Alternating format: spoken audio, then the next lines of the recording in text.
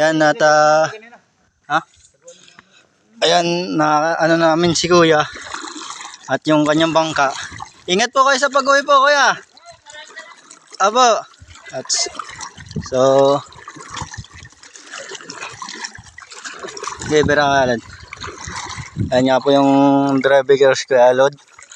Yan at ang gamit po itong kanyang bangka, mga idol. So pabalik na po ulit kami doon sa aming area. Kalila tita sa Balote, mga idol. Yan. Hindi na muna Yan po si Kuya. Hindi maganda pangitay.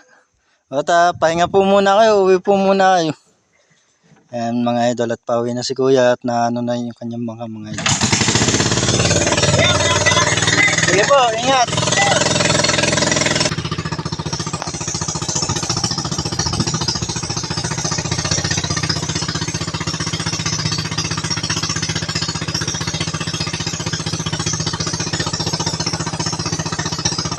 Yan mga idol, so yan at safe na si Kuya na makakauwi na siya ng maayos dahil nakita na niya yung bangka, mga idol. At tinulungan po namin nila Kuya Alod, nila tita, yan mga idol. So yun nga po, at nakausap nga po nila si Kuya Alod at si tita.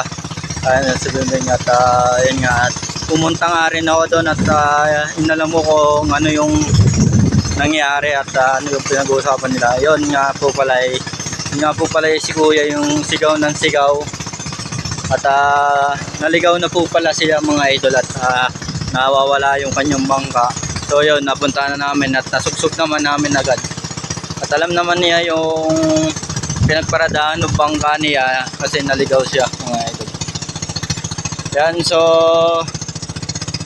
mga idol, pabalik na kami ng ano doon sa aming area ni Kuya Alod, mga idol.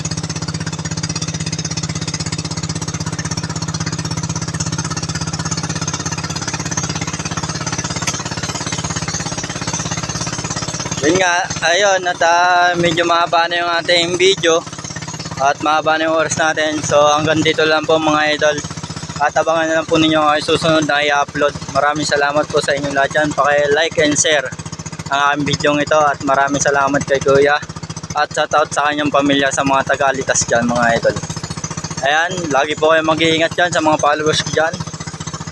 Hanggang dito lang po, maraming salamat po sa inyong lahat dyan. Bye bye.